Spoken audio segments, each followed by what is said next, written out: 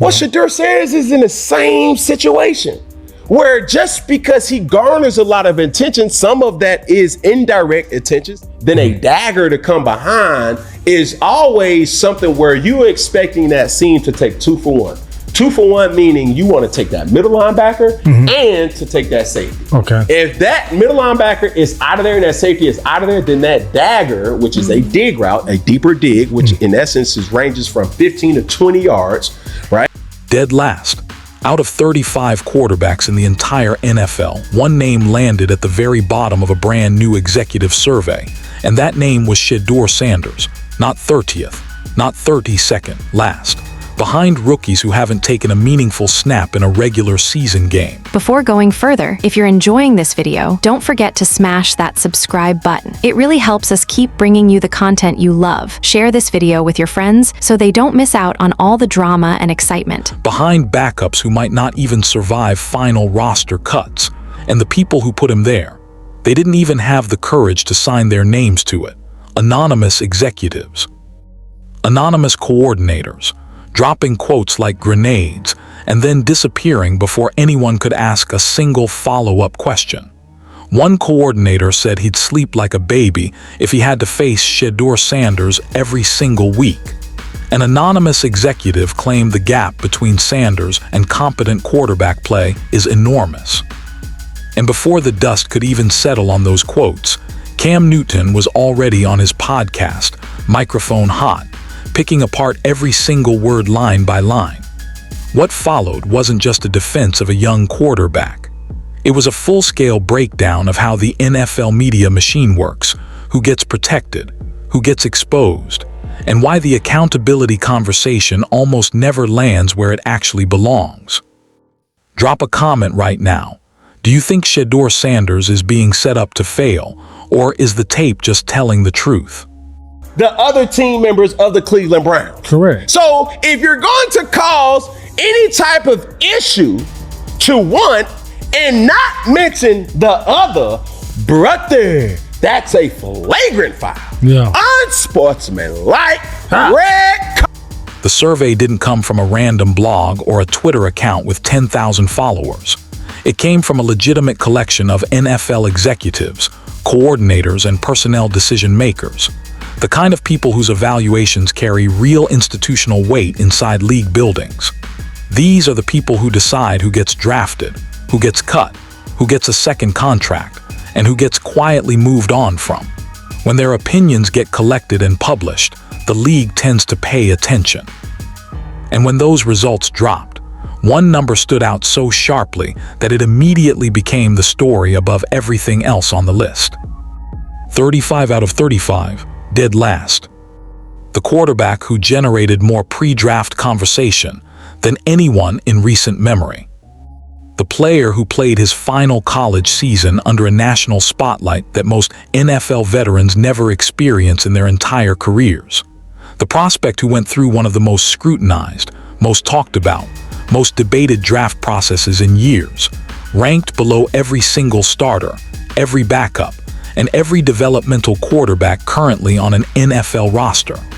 Let that sit for a second, because the names he landed below make this even more striking. Below Tua Tagovailoa, a quarterback whose career has been defined by injury uncertainty and questions about his long-term durability. Below Jackson Dart, a rookie who has not thrown a single regular season pass at the NFL level yet. Below Michael Penix Jr., who barely saw meaningful field time last year despite being a first-round pick. Below J.J. McCarthy, who missed his entire rookie season to a torn meniscus and still hasn't proven anything in an actual NFL game. Sanders ranked below all of them, every single one. The ranking alone would have been enough to generate a full news cycle. A dead last finish for a highly publicized young quarterback is a story regardless of the context around it. But it was the anonymous quotes attached to the survey that turned a story into a genuine firestorm. A defensive coordinator, name withheld, claiming he would sleep like a baby every single week if his defense had to face Shedeur Sanders. That's not a mild criticism. That's a coordinator essentially saying Sanders represents zero threat to him, That preparing for him is so straightforward it wouldn't cost him a single night of rest. Then came the executive quote, which in some ways landed even harder. An unnamed personnel decision-maker describing Sanders as inaccurate at all three levels of the field and claiming there is a massive gap between where Sanders currently operates and what they would consider competent quarterback play at the NFL level. Not a small gap. Not a gap that development and reps could close quickly. A massive gap. Those were the exact words used, and they were dropped into the conversation with no name attached, no context provided, and no accountability required.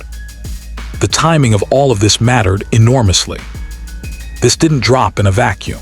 It dropped right in the middle of one of the most closely watched and genuinely unresolved quarterback competitions in the entire league.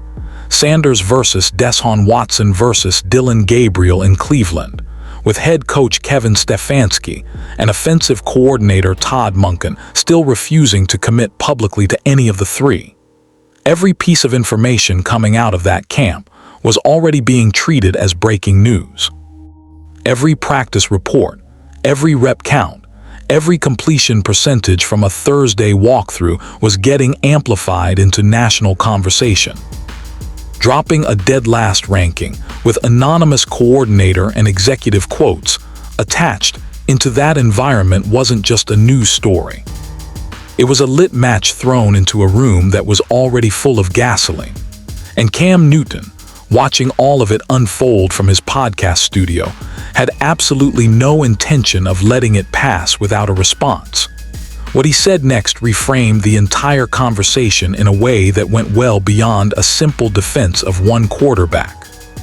Cam Newton didn't sit on this one. He didn't wait for the conversation to settle or let the news cycle do its thing before weighing in carefully. He came in fast, and he came in prepared. On his podcast 4th and 1, Newton did something that most media voices covering this story didn't bother to do.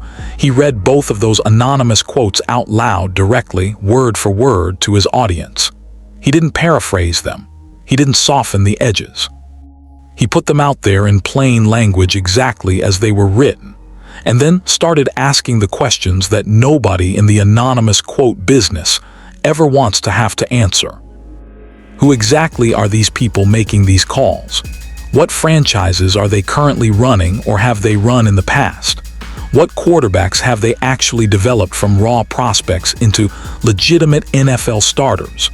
What is their track record as evaluators? And why should that track record be invisible to the audience consuming their opinions? Newton wasn't asking those questions rhetorically to score points. He was asking them because he genuinely believes the answers matter, and he made that case clearly. His position was direct. Anonymity and credibility are not the same thing, and the media tends to treat them as if they are. An anonymous quote gets published, gets picked up, gets amplified across platforms, and gets built into a narrative, all without anyone pausing to ask the most basic journalistic follow-up. Who said this? And do they actually know what they're talking about? Newton argued that by skipping that step, the media essentially grants equal weight to every anonymous source regardless of competence, regardless of track record, and regardless of the franchise they represent. He made it clear he wasn't dismissing the criticism of Sanders entirely out of hand. He wasn't standing at a podium claiming Sanders is flawless, or that every concern being raised is completely fabricated. That would have been an easy argument to pick apart, and Newton is too smart to make it. What he was saying is fundamentally more nuanced than a simple defense. His argument was that the framing of the criticism, the way it gets packaged and dropped without accountability attached, changes how it should be weighted by anyone consuming it seriously. Newton also zeroed in on a detail that most of the coverage around the ranking completely glossed over. He specifically called out the list of quarterbacks Sanders was ranked below and asked his audience to think carefully about what those names actually represent. Jackson Dart hasn't played.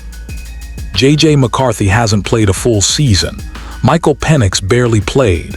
These are quarterbacks being evaluated on projection and potential, not on actual NFL production. Sanders, whatever you think of his camp performance, has actual in-game NFL tape. He has starts. He has snaps under pressure in real games that counted. The fact that he's being ranked below players who don't have that same baseline of in-game experience was one of the specific points Newton flagged as intellectually inconsistent. He closed this part of the breakdown by making a point that felt less like a sports take and more like a media criticism argument. He said, plainly, that an anonymous bad opinion from a bad evaluator is still just a bad opinion. The anonymity doesn't upgrade it. The fact that it comes from someone inside an NFL building doesn't automatically make it accurate or worth treating as gospel. And a media environment that packages and distributes these quotes without any accountability attached is doing its audience a disservice. That framing set up everything else Newton was about to say, and the next part of his argument was even sharper. Once Newton finished dismantling the credibility question around the anonymous sources, he shifted his focus to the actual numbers being used to justify the dead last ranking. And this section of his breakdown was arguably the most technically detailed and the most important for anyone trying to understand what's actually happening in Cleveland's camp. The comparison circulating online at the time was built around a specific snapshot from August 5th. Sanders, 11 completions out of 16 attempts, 2 touchdowns, 1 interception. Deshaun Watson, 17 completions out of 20 attempts, 7 touchdowns, 0 interceptions. On the surface, that is not a close comparison.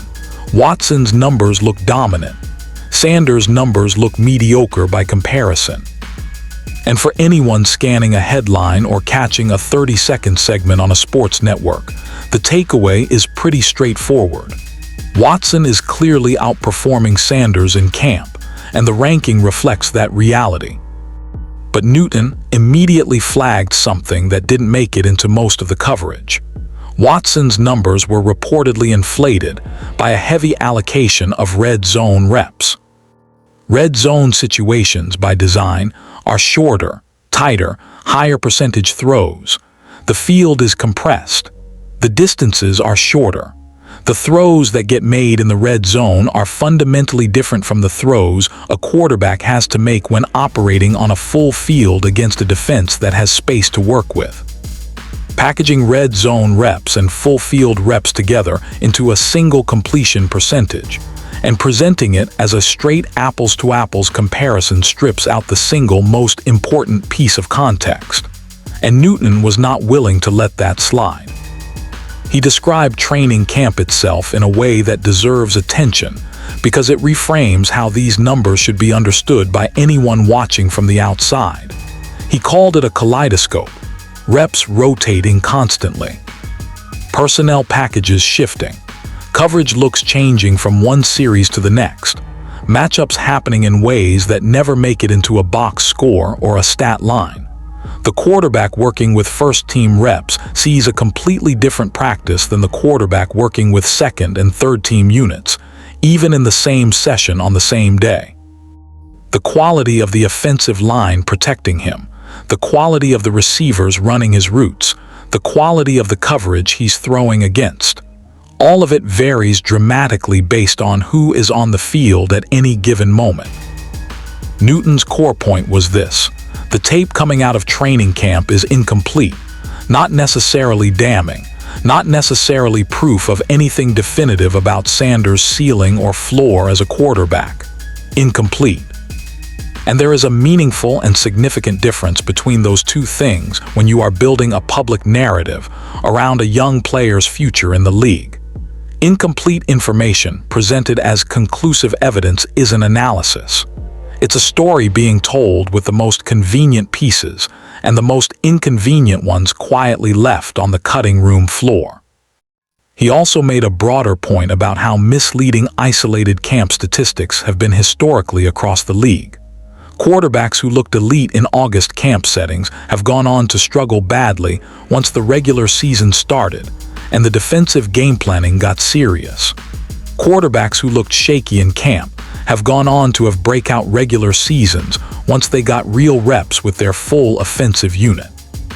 training camp statistics, without the full context of who was on the field, what the rep structure looked like, and what the coverage was designed to accomplish, tell you remarkably little about what a quarterback is actually capable of. Newton didn't say Sanders was performing better than the numbers suggested.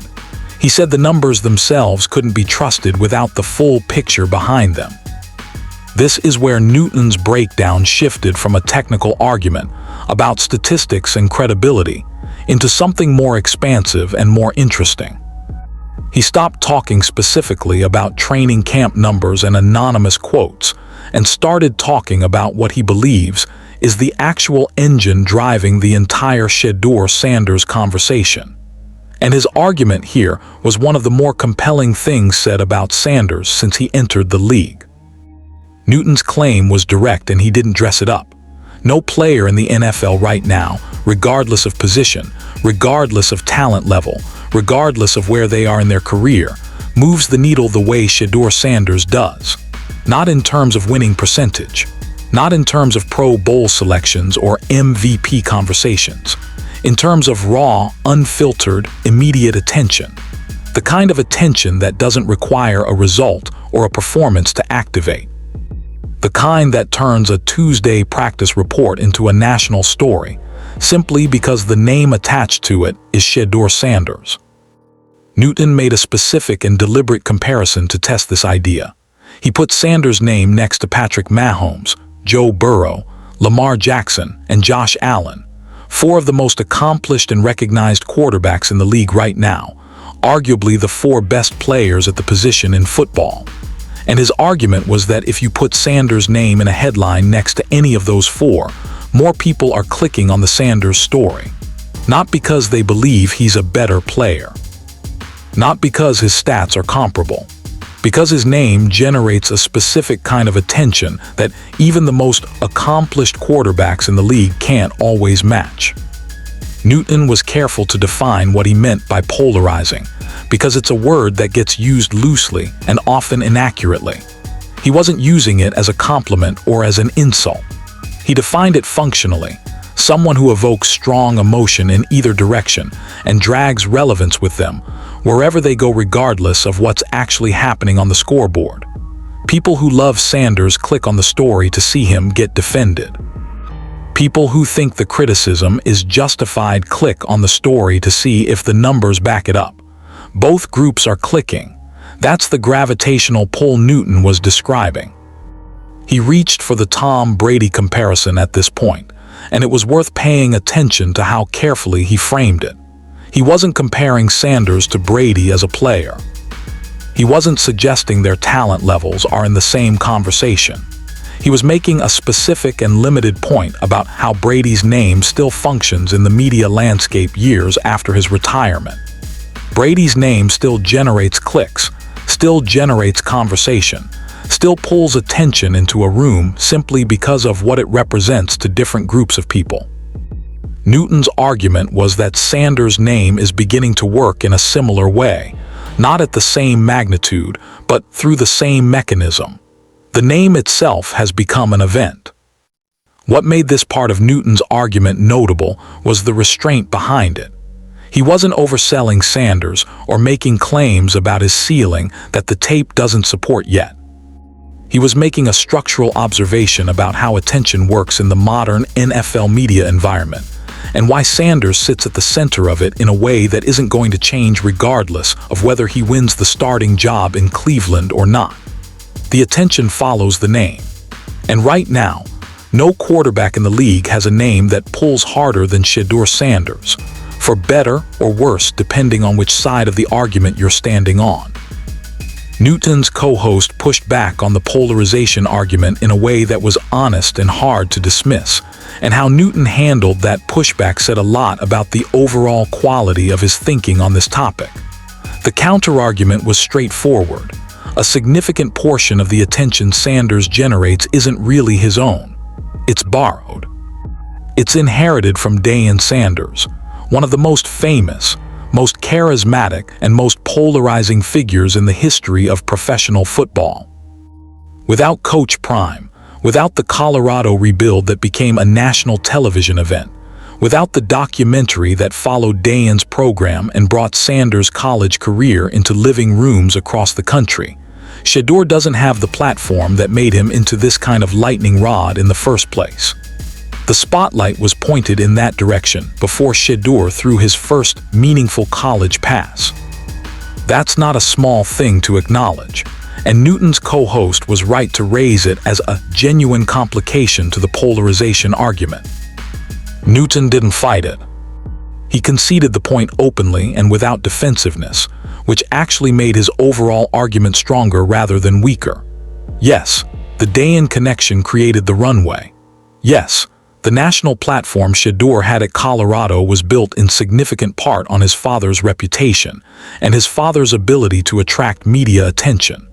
Newton wasn't going to pretend otherwise, because pretending otherwise would have undermined everything else he was saying about intellectual honesty and context. You can't argue for intellectual honesty and then dodge the most obvious complication in your own argument. But he held his ground on the distinction that mattered most to him. His position was that at this point in time, Shedeur Sanders has become polarizing enough in his own right that the conversation no longer requires Dayan as a reference point to sustain itself. That the name alone now carries enough weight in the NFL media ecosystem that it generates its own gravity separate from his father's shadow. Whether that assessment is accurate or premature is genuinely debatable, and Newton acknowledged it. But it was a considered and specific argument rather than a blanket dismissal. From there, Newton returned to the anonymity issue, and this time he pushed even harder on it. His position went further than simply saying anonymous quotes should be viewed skeptically. He made a structural argument about how the media's relationship with anonymous sourcing inside the NFL creates a specific kind of accountability problem. When an executive from a franchise with a losing record and a history of poor quarterback evaluation drops an anonymous quote calling another team's quarterback incompetent, and that quote gets treated with the same authority as an evaluation from a respected personnel mind with a track record of being right. Something is broken in how that information is being processed and distributed. Newton's specific language was pointed. He said it matters who is saying it. An anonymous bad opinion from a bad evaluator is still just a bad opinion. The building it came from doesn't automatically certify it. The fact that it was printed doesn't automatically validate it.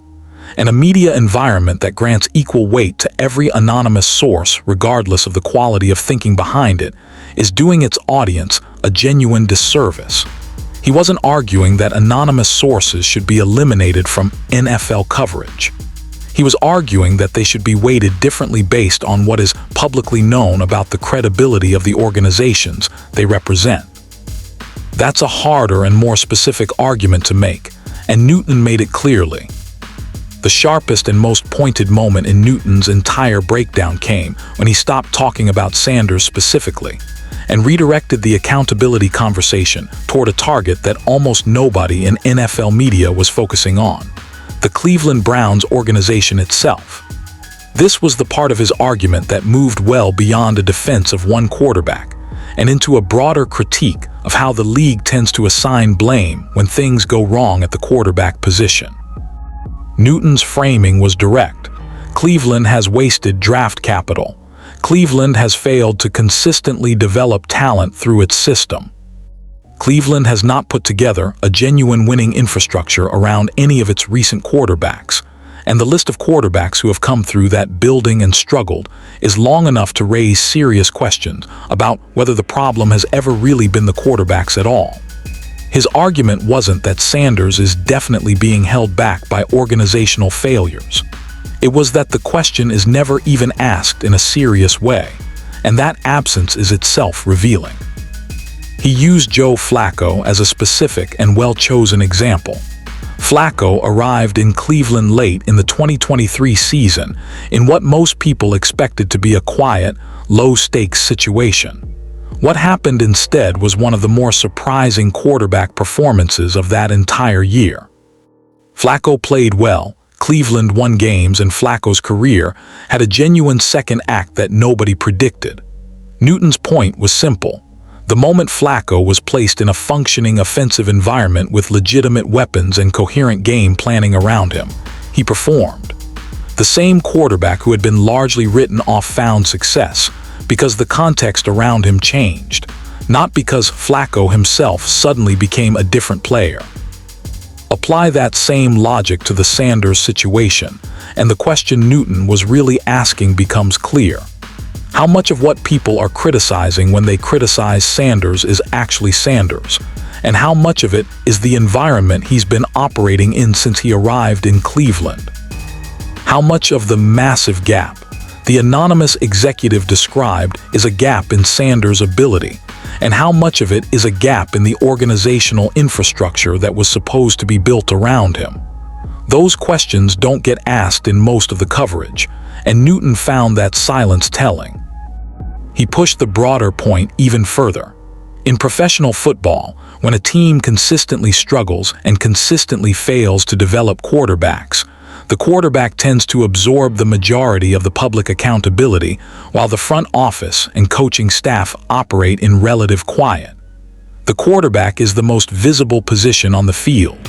The quarterback's mistakes happen in real time in front of millions of people. The front office's mistakes happen in conference rooms and draft war rooms and contract negotiations that most fans never see and never fully understand.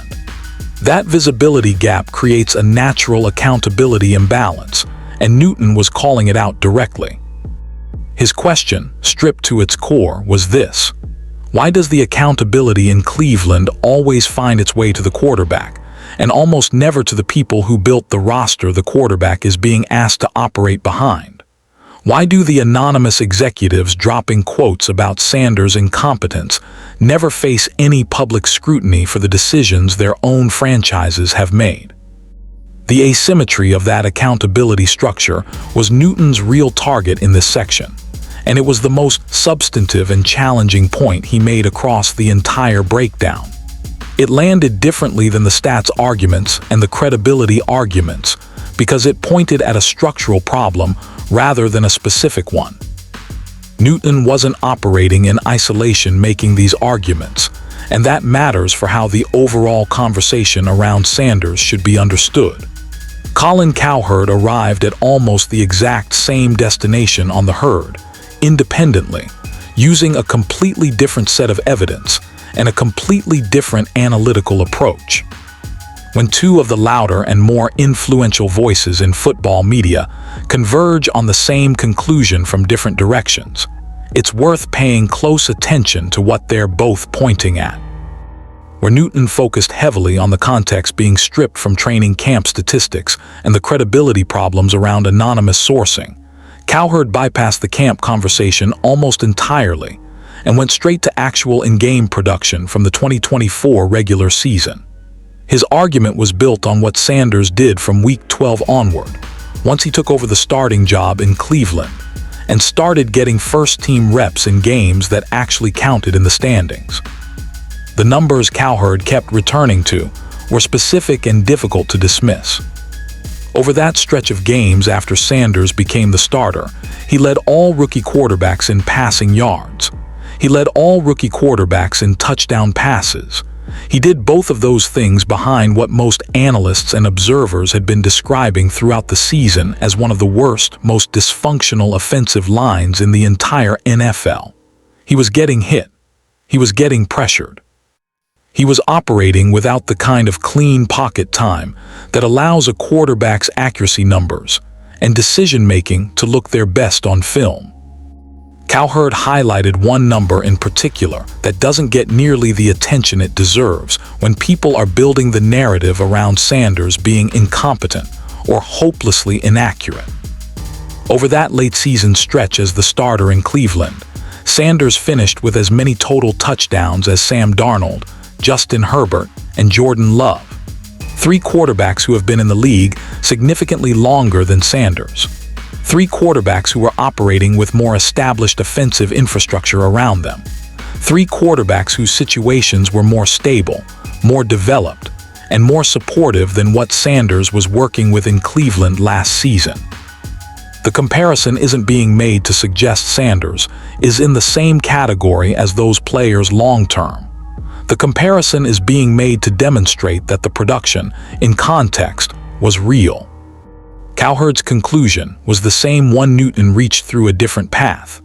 The circumstances Sanders has been operating under since he arrived in Cleveland get completely and consistently erased from the public conversation the moment a ranking or an anonymous quote drops.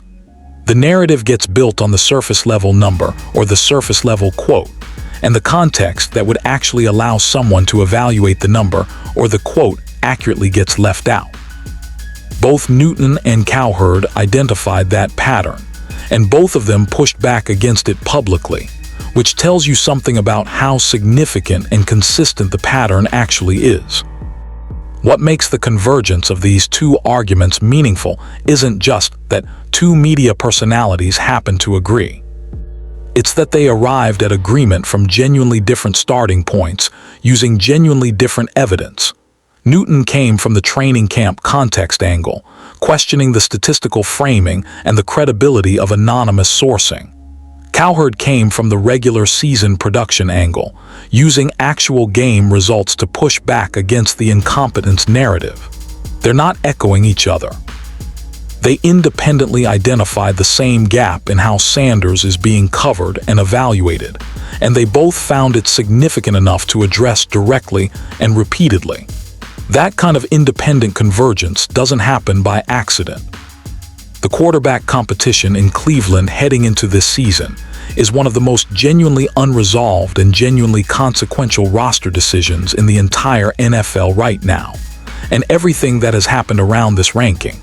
These anonymous quotes, Newton's breakdown, and Cowherd's production argument exists inside that larger unresolved context. This isn't just a media debate about a young quarterback's reputation. It's a debate that is actively running parallel to a real competition with real stakes for a franchise that has been searching for an answer at the quarterback position for longer than most of its fan base wants to think about. Sanders versus Deshaun Watson versus Dillon Gabriel. 3 quarterbacks, 1 starting job, and a head coach and offensive coordinator who have been deliberate and careful about not tipping their hand publicly on where they're leaning. Todd Monken hasn't named a starter. Kevin Stefanski hasn't given a timeline for when that decision will be made.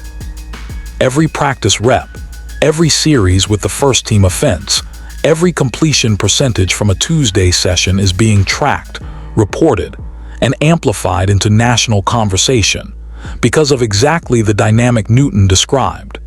Sanders' name turns a routine camp update into a headline, and there is nothing routine about this competition regardless of who ends up winning it. The week-to-week nature of this narrative is something that anyone following it closely has already experienced firsthand. A strong set of reps from Sanders on a Wednesday sends one wave of coverage through the media. A sharp practice from Watson on a Thursday sends an entirely different wave. Gabriel making a play that catches Monken's attention generates its own separate cycle. The story resets almost daily, and the stakes attached to each reset are genuinely high because whoever wins this competition is going to define the direction of the Cleveland franchise for at least the next several years. What Newton's argument does, stripped of all the back and forth and all the specific details about stats and anonymous quotes, is reframe the terms of how that competition should be judged by anyone watching from the outside. His core position isn't that Sanders is performing better than the tape shows, or that the criticism aimed at him is entirely without basis. His position is that the ranking and the criticism are being packaged and presented without the context that would allow someone to evaluate them honestly. Context versus optics. That's the fundamental tension at the center of everything he said across the entire breakdown. And that tension isn't going to resolve itself before preseason games begin. If anything, it's going to intensify. The first time Sanders takes a snap in a preseason game with cameras rolling and analysts watching, Every throw is going to be evaluated against the dead last ranking. Every completion will be cited as evidence that the ranking was unfair. Every incompletion or interception will be cited as confirmation that the anonymous executives were right all along. The framing is already set, and once framing gets established in a media narrative this powerful, it takes something dramatic to dislodge it. That is the environment Shedeur Sanders is walking into as this competition moves toward its conclusion. Not just a quarterback battle with two other players. A quarterback battle being fought simultaneously against a narrative that was built anonymously and distributed without accountability. Newton's argument is that the narrative deserves to be challenged. Cowherd's argument is that the production already challenges it. Both of them are pointing at the same gap between what the story says and what the full picture actually shows. Whether that gap matters in the end depends entirely on what happens when the games start counting. Here's where everything lands after all of it. A dead last ranking with no names attached. Anonymous executives dropping damaging quotes and disappearing before anyone could ask a follow-up. Cam Newton spending a full podcast episode dismantling the framing, the credibility, and the missing context behind every piece of criticism aimed at Shedeur Sanders. Colin Cowherd independently arriving at the same conclusion using last season's actual game tape. And a three-man quarterback competition in Cleveland that is still completely open with no resolution in sight, and the entire league watching to see how it ends. The real question threading through all of it isn't whether Sanders is the best quarterback currently on Cleveland's roster. It's whether the conversation around him has ever been honest about the conditions he's actually been evaluated under. Every generation has a quarterback who becomes the story before they've had a real chance to tell it on their own terms. Sometimes the noise is the warning. Sometimes the noise is just noise. Where Sanders lands in that equation is going to become significantly clearer once preseason games start and anonymous quotes have to compete with actual film. Drop your take in the comments and subscribe to NFL Update so you don't miss the moment that decision finally gets made.